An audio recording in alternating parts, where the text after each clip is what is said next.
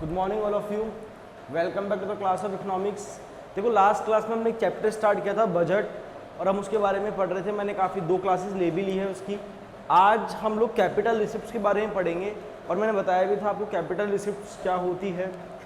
देखो मैं दोबारा आपको रिकॉल करवा देता हूँ बेटा। कैपिटल रिसिप्ट्स मैंने बताया था बेटा, these are those monetary receipts, वो लिख लेते हैं अपन, एसेट और लाइबिलिटी। ज़मीन बेचेंगे तो पैसा आएगा, जहाँ पर एसेट कम होगा और लाइबिलिटी बढ़ेगी वो कहलाती है हमारी कैपिटल रिसिप्ट्स। तो capital receipt refers to those monetary receipts which either reduce asset और इंक्रीज लाइबिलिटी। तो ये हमने कैपिटल रिसिप्ट्स के बारे में पढ़ा। अब बात करते हैं सर कंपोनेंट्स कौन कौन से होते हैं कैपिटल रिसिप्ट्स के। तो अगर हम कैपिटल रिसिप्ट्स के कंपोनेंट्स के बारे में बात करें तो बेटा इसके काफ़ी कंपोनेंट्स है। देखो बेसिकली 3 कंपोनेंट्स है कैपिटल रिसिप्ट्स के, जिनके बारे में हम अपन आज पढ़ने वाले हैं। तो मैं आपको सिंपली बताता हूँ बेटा कंपोनेंट्स ऑफ कैपिटल रिसिप्ट्स। सबसे पहले अपन बात करेंगे बेटा किसकी, बोरोइंग्स की। अगर मैं पहला एग्जाम्पल बोलूँ तो बेटा पहला एग्जाम्पल कौन सा है, बोरोइंग्स। अगर मैं दूसरा एग्जाम्पल बोलूँ वो है बेटा recovery of loans and advance, recovery of loans and advance. और अगर अपन आगे की बात करें तो एक आता है बेटा डिसइन्वेस्टमेंट, एक आता है बेटा डिसइन्वेस्टमेंट, और एक आता है बेटा स्मॉल सेविंग्स। ये चारों के चारों किसके एग्जाम्पल है बेटा, कैपिटल रिसिप्ट्स के। अब एग्जाम में जो क्वेश्चन आता है वो कैसा आता है बेटा, एग्जाम में जो क्वेश्चन आता है वो इस तरीके से आएगा। आपको ये तो पता ही है कैपिटल रिसिप्ट्स है, बट आपको इसका इंपैक्ट भी बताना पड़ेगा कि सर कैपिटल रिसिप्ट्स में हमें पता है कि एसेट कम होती है, लाइबिलिटी बढ़ती है, बट यहाँ इस केस में बताओ कि I know borrowing is a capital receipt, तो आप मुझे ये बताओ बोरोइंग से एसेट कम हो रही है या लाइबिलिटी बढ़ रही है। सोचो सर, बोरोइंग मतलब हमने पैसा उधार लिया तो यहाँ पे हमारी लाइबिलिटी बढ़ेगी, इसलिए ये क्या है बेटा, कैपिटल रिसिप्ट्स। तो हम पढ़ते हैं, देखो पहला एग्जांपल बेटा क्या है, borrowings. The government can borrow money from open market. अब जनरली गवर्नमेंट कहाँ से पैसा बोरो करती है, तो मैं आपको सिंपली बताता हूँ बेटा।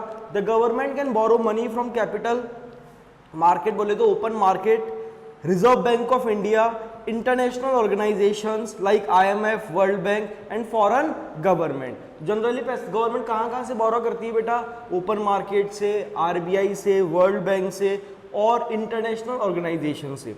And borrowings by the government are capital receipts because it create liability for the government. Borrowing capital receipts क्यों कहलाती है बेटा, because it create liability for the government. Next आता है बेटा recovery of loans and advance.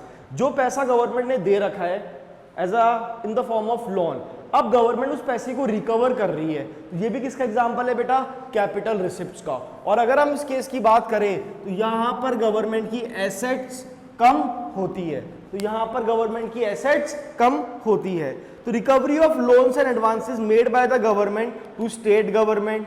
अब government generally किस को लोन देती है, लाइक स्टेट गवर्नमेंट को दे दिया, फॉरेन गवर्नमेंट को दे दिया, पब्लिक सेक्टर एंटरप्राइजेस को दे दिया, प्राइवेट कंपनीज को दे दिया। और अगर ये लोग पैसा नहीं चुकाते तो गवर्नमेंट क्या करेगी, इन पैसे को रिकवर करेगी।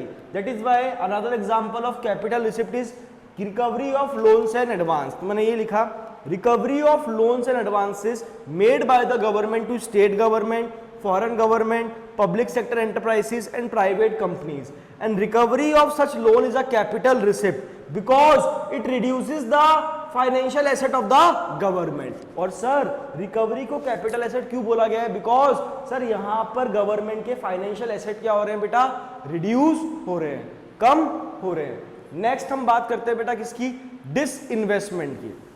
अब देखो डिसइन्वेस्टमेंट का मतलब क्या होता है, एक गवर्नमेंट कंपनी है जो काफ़ी टाइम से लॉस में चल रही है। भाई मैं अगर 19, 18, 20 या 17, ईयर 17 में उसको 1 लाख का लॉस हुआ, या 3 लाख का लॉस हुआ, या 2.5 लाख का लॉस हुआ।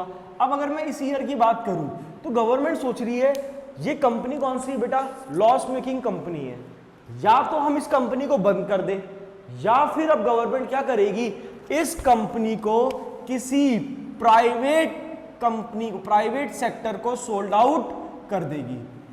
That is called disinvestment. जब कोई पब्लिक कंपनी अपना शेयर प्राइवेट सेक्टर को सोल्ड कर देता है, उस चीज को हम बोलते हैं बेटा डिसइन्वेस्टमेंट। तो मुझे ये बताओ, डिसइन्वेस्टमेंट से गवर्नमेंट का एसेट कम हो रहा है या गवर्नमेंट की लायबिलिटी बढ़ रही है? सिंपली सोच के बताओ। तो सर साफ साफ दिख रहा है, डिसइन्वेस्टमेंट से क्या हो रहा है, गवर्नमेंट का एसेट कम हो रहा है। तो हम बात करते हैं बेटा नेक्स्ट डिसइन्वेस्टमेंट की।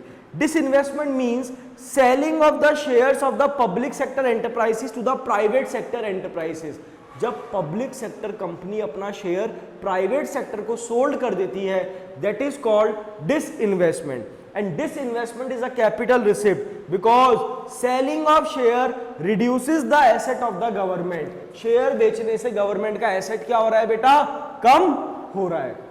तो मैंने आपको कौन कौन से एग्जांपल बताए बेटा कैपिटल रिसिप्ट्स के? सर बोरोइंग, क्योंकि सर यहां गवर्नमेंट की लायबिलिटी इंक्रीज हो रही है, इसलिए क्या है कैपिटल रिसिप्ट्स। मैंने बताया recovery of loans and advance, यहां गवर्नमेंट का एसेट कम हो रहा है, इसलिए किसका एग्जांपल है, कैपिटल रिसिप्ट्स का। डिसइन्वेस्टमेंट का मैंने आपको मीनिंग बताया, जब पब्लिक सेक्टर कंपनी अपना शेयर प्राइवेट सेक्टर को सोल्ड कर देती है, दैट इज कॉल्ड डिसइन्वेस्टमेंट। और यहां पर गवर्नमेंट का एसेट कम हो रहा है।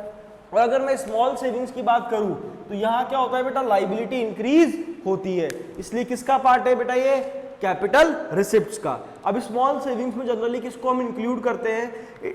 It includes small savings like post office deposits, NSC deposits, किसान विकास पत्र। जनरली गवर्नमेंट क्या करती है, छोटी छोटी सेविंग्स करती है फॉर द फ्यूचर। और उस केस में क्या होता है, हर जब भी हम छोटी छोटी सेविंग्स करते हैं ना बेटा, तो हमारा जो पेमेंट होता है मंथली, क्वार्टरली, 6 मंथ, एनुअली, तो हमें कुछ पार्ट डिपॉजिट के रूप में जमा करवाना होता है। और उस केस में क्या होता है, हमारी लायबिलिटी इंक्रीज होती है। That is why it is a part of capital receipts. तो बच्चों मैंने आपको 4 एग्जाम्पल बताए, कौन कौन से? Borrowings, recovery of loans and advances, disinvestment, small savings, ये सब के सब किसके एग्जाम्पल्स है बेटा, कैपिटल रिसिप्ट्स के। तो आई होप आपको क्लियर हुआ होगा कैपिटल रिसिप्ट्स क्या क्या, कौन कौन से एग्जाम्पल अपन यहाँ पे कवर कर रहे हैं। देखो बेसिकली एग्जाम में जो क्वेश्चन आता है ना, वो इस तरीके से आता है, आपको आइडेंटिफाई करना पड़ेगा कि ये रेवेन्यू रिसिप्ट है या कैपिटल रिसिप्ट है, रेवेन्यू एक्सपेंडिचर है या कैपिटल एक्सपेंडिचर है। और वो सारी की सारी चीज मैं आपको सिखाऊंगा कि आप कैसे आइडेंटिफाई उसको करोगे। नेक्स्ट अपन देखते हैं रेवेन्यू रिसिप्ट और कैपिटल रिसिप्ट में क्या डिफरेंस होता है। तो पहला हम बात करें तो आप मीनिंग लिख दो बेटा, और मीनिंग तो आपको आता है, सर यहाँ एसेट कम होगा लायबिलिटी बढ़ेगी, यहाँ ना तो एसेट कम होगा ना लायबिलिटी बढ़ेगी। तो लिखो capital receipt refers to those monetary receipts which either reduce asset और creates liability, but revenue receipt refers to those monetary receipts which neither reduce asset nor increase liability. Second देखो, अब जो हमारी रेवेन्यू रिसिप्ट्स होती है वो कौन से होती है बेटा, रेगुलर और रिकरिंग इन नेचर, क्योंकि सर ये बार बार रिपीट होती है। जैसे सैलरी की मैं बात करूं तो वो तो बार बार आएगी, हर महीने आएगी, तो ये कैसी होती है बेटा, रेगुलर और रिकरिंग इन नेचर। बट जो कैपिटल रिसिप्ट्स होती है वो कैसी होती है बेटा, इरेगुलर और नॉन रिकरिंग इन नेचर। क्या हम जमीन बार बार बेचते हैं? नहीं सर। तो बहुत रेयर सर्कमस्टेंस में ऐसा होता है कि हम जमीन बेचते हैं और पैसा लेते हैं, इसलिए इसको बोला गया है इरेगुलर और non recurring in nature. Third point लिखते हैं अपन एग्जांपल्स। इतने सारे मैंने आपको एग्जांपल्स पढ़ाए हैं बेटा, टैक्स रेवेन्यू लिख दो, नॉन टैक्स की लिख दो, फीस, फाइन्स एंड पेनल्टीज, एसशीट, जितने भी अपन ने पढ़े आप सारे एग्जांपल्स यहाँ लिख सकते हो। यहाँ पे एग्जांपल्स लिख दो बेटा, क्या क्या लिखोगे, borrowings by the government, recovery of loans and advances, disinvestment और स्मॉल सेविंग्स, ये सब किसके एग्जांपल है बेटा, कैपिटल रिसिप्ट्स के, जो मैंने आपको अभी पढ़ाए थे। तो बहुत सिंपल क्वेश्चन आता है, differentiate between revenue receipts and capital receipts. तो आई होप आपको क्लियर हुआ होगा।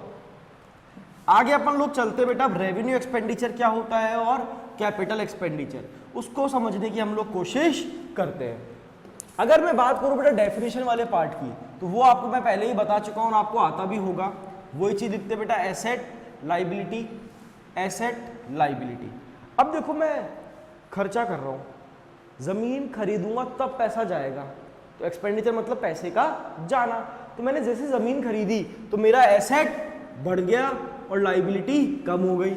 यहाँ पर ना तो एसेट बढ़ता है ना लाइबिलिटी कम होती है। तो आराम से अपन डिफाइन करते हैं, revenue expenditure refers to those monetary expenditure which neither creates asset nor reduce liability, whereas capital expenditure refers to those monetary expenditure which either create asset or reduce liability।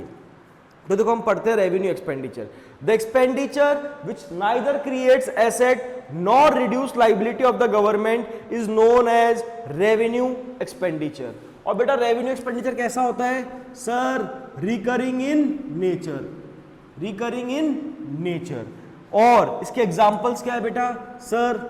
Salaries, pension, subsidies, ये सब किसके example है बेटा? Revenue expenditure की। अब मैं बात करता हूं बेटा किसकी? कैपिटल एक्सपेंडिचर की। तो हम डिफाइन करते हैं, the capital expenditure which either creates asset और reduce liability of the government is known as capital expenditure. And capital expenditure कैसा होता है बेटा? Non recurring in nature, non recurring in nature. और इसका अगर हम इसके एग्जांपल्स की बात करें तो expenditure on purchasing asset like land and building, plant and machinery, ये सब किसके एग्जांपल है बेटा? कैपिटल एक्सपेंडिचर के। और फिर नेक्स्ट जो क्वेश्चन आता है वो आता है differentiate between revenue expenditure and capital expenditure. तो आपके सामने बेटा डिफरेंस भी, पहले मीनिंग लिख दो, ये रिकरिंग होता है, ये नॉन रिकरिंग होता है, कुछ एक एग्जांपल्स इसके अंदर लिख सकते हो। और जो रेवेन्यू एक्सपेंडिचर है वो हम कहां से फाइनेंस करते हैं बेटा? वो हम फाइनेंस करते हैं बेटा रेवेन्यू रिसिप्ट से। और जो कैपिटल एक्सपेंडिचर है वो हम कहां से फाइनेंस करते हैं? वो करते हैं कैपिटल रिसिप्ट से। कहने का मतलब कभी गवर्नमेंट के पास पैसा नहीं है तो रेवेन्यू एक्सपेंडिचर गवर्नमेंट कहां से निकाल के लाती है पैसा? रेवेन्यू रिसिप्ट से। In case of capital expenditure government कहां से निकाल के ला रही है बेटा पैसा? कैपिटल रिसिप्ट से। तो it is finance out of revenue receipt and it is finance out of borrowings, recovery of loans and advance etcetera. तो ये अपना मीनिंग बोले तो डिफरेंशिएट भी क्लियर हो गया। किसका बेटा? रेवेन्यू एक्सपेंडिचर और कैपिटल एक्सपेंडिचर का। ये काफी इजी पार्ट था, ऑलरेडी हम डिस्कस कर चुके हैं, इसलिए मैंने थोड़ा सा इसको फास्ट आप लोगों को पढ़ाया, क्योंकि हमने लास्ट क्लास में ऑलरेडी सब कुछ डिस्कस कर लिया था, क्या मीनिंग होता है, कौन कौन से कंपोनेंट्स होते हैं। तो अपन एक फुल फ्लैश तरीके से फटाफट से सारे टॉपिक्स को रिकॉल कर लिया। ठीक है बच्चों, अब जो अपन टॉपिक पढ़ने वाले हैं वो टॉपिक्स आप लोगों के लिए थोड़े नए हैं, तो प्लीज़ उसको ध्यान से देखना और उनको हम समझने की कोशिश करते हैं। देखो बेटा, दो तरह के एक्सपेंडिचर होते हैं, एक तो होता है प्लान एक्सपेंडिचर, एक होता है नॉन प्लान एक्सपेंडिचर। तो बच्चों एक तो होता है प्लान एक्सपेंडिचर और एक होता है नॉन प्लान एक्सपेंडिचर। तो हम इन दोनों की बात करते हैं, प्लान एक्सपेंडिचर कौन सा होता है और नॉन प्लान एक्सपेंडिचर कौन सा होता है। अगर मैं आपको सिंपली बताऊं तो कोई भी गवर्नमेंट कितने साल के लिए आती है, मुझे आप ये चीज़ क्लियर करो कि कोई भी जो गवर्नमेंट आती है वो जनरली कितने साल के लिए आती है? सर 5 साल के लिए। तो मैंने सिंपली बोला कोई भी ऐसा एक्सपेंडिचर जो 5 ईयर प्लान में कवर हो, जो 5 ईयर प्लान में क्या हो, कवर हो, वो कहलाएगा बेटा प्लान एक्सपेंडिचर।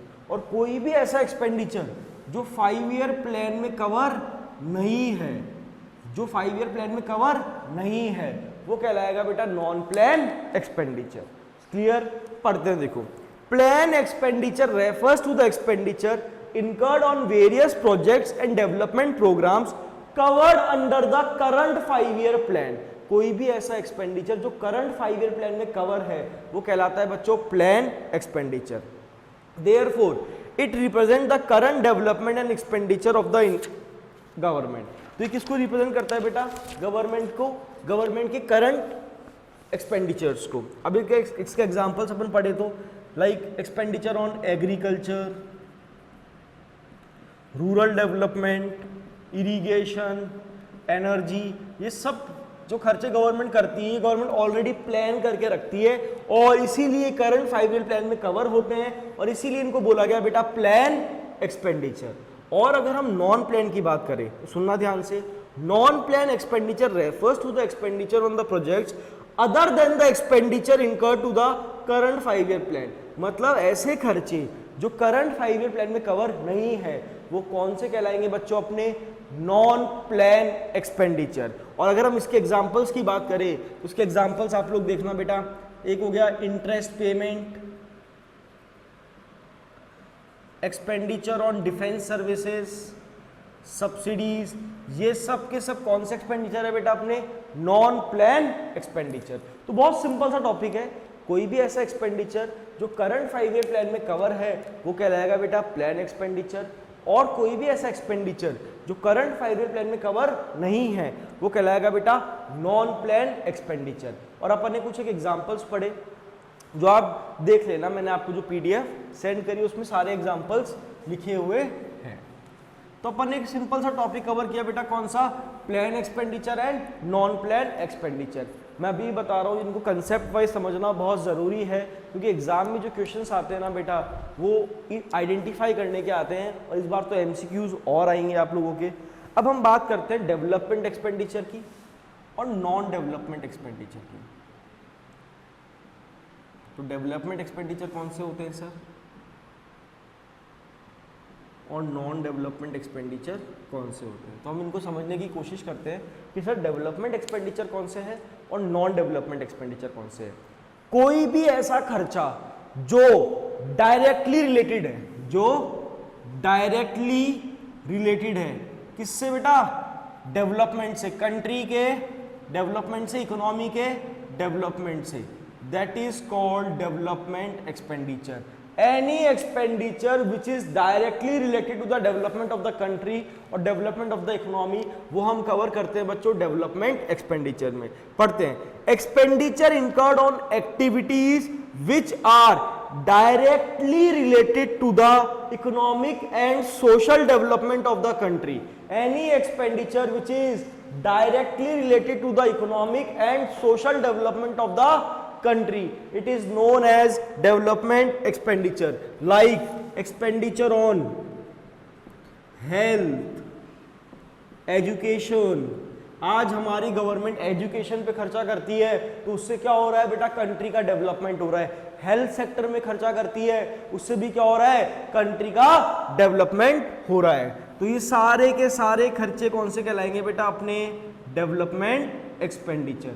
तो कोई भी ऐसा खर्चा जो इकोनॉमिक और सोशल डेवलपमेंट से डायरेक्टली रिलेटेड है that is called development expenditure. Like expenditure on health, expenditure on education, expenditure on agriculture, these all are the examples of development expenditure. हम बात करते हैं बच्चों नॉन डेवलपमेंट एक्सपेंडिचर की। तो expenditure incurred on providing essential services. अब कोई भी ऐसा खर्चा जो इनडायरेक्टली रिलेटेड है कंट्री के डेवलपमेंट से that is called non development. Like कोई भी ऐसा खर्चा which is incurred for providing essential services, which is incurred for providing essential services to the government. तो मैंने बोला expenditure incurred on providing essential services by the government is known as non development expenditure. Like expenditure on administration, defence, ये सारे के सारे खर्चे कौन से कहलाएंगे बेटा? Non development expenditure. कहने का मतलब कोई भी ऐसा खर्चा जो एसेंशियल सर्विसेज को प्रोवाइड करने के लिए किया जाता है that is called non development expenditure. Like expenditure on administration, defence, collection of taxes, payment of old age pensions, interest on loans, these all are known as non-development expenditure। तो ये बहुत सिंपल टॉपिक था, इसके आने के chance कम होते हैं directly. इसका 1 मार्क का एमसीक्यू या 1 मार्क का क्वेश्चन आ सकता है डेफिनेशन के फॉर्म में, तो अपन ने इसको फटाफट से कवर कर लिया। और सिंपली मैंने आपको बताया कि कोई भी ऐसा खर्चा जो डायरेक्टली रिलेटेड है कंट्री के डेवलपमेंट से वो कहलाता है डेवलपमेंट एक्सपेंडिचर, और कोई भी ऐसा खर्चा जो असेंशियल सर्विसेज प्रोवाइड करने के लिए ज़रूरी है वो कहलाता है बच्चों अपना नॉन डेवलपमेंट एक्सपेंडिचर। अब मैं आपको जो बताने वाला हूँ बड़ा ध्यान से देखना, बहुत इजी टॉपिक है। देखो एक होता है बेटा टाइप्स ऑफ बजट,